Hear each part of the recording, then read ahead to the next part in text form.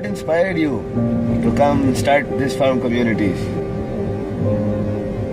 Yes, I was preaching to the youth 10 years before in Vallavidhyanagar, Gujarat. And after a few years, what I realized is that out of hundreds of youth we preach to, very, very few of them are going to become brahmacharis and going to practice Krishna consciousness nicely. But rest of them, they leave that college and then they go to different cities, not able to get association of the devotees, and thereby get lost in Maya because of lack of devotee association, one thing, and second because of that intense working hours and that whole atmosphere. So therefore I was wondering that Chaitanya Mahaprabhu has predicted that Prithvitya Chaitanagaradi Gram Sarvatra Prachar Hoibe Mora Naam. So how is it going to really happen? What is the blueprint for that? Where now we stand, we see very few people are joining full time. Full time they are in service of Krishna. But what about rest of them?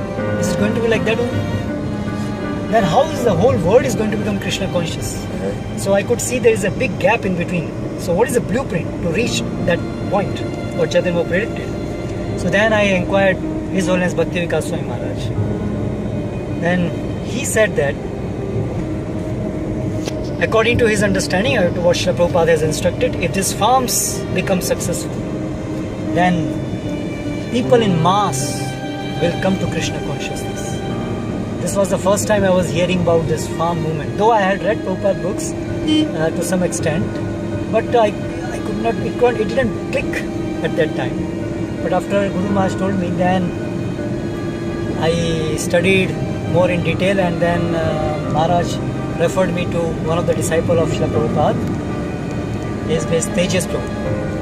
And then gradually I came to understand that Srila Prabhupada, that was his one of the important strategy in revolutionizing this whole world into Krishna consciousness, that for the mass we should start these farm communities, and where we can gradually establish the whole Varna system, Varnashram system, so that people of all the Varnas can join full time.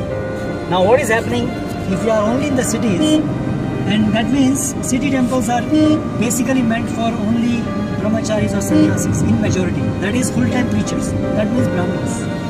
But what about the rest of people? In any society there are going to be only very few brahmanas comparing to other varnas. So therefore in the farm communities, people of all the varnas, of all the occupations, they can serve Krishna full time, one, and secondly they can all be together. All devotees can be together, always in devotee association. No need to associate with non-devotees except for preaching. You don't associate with non-devotees at all, just mingle with them only for preaching.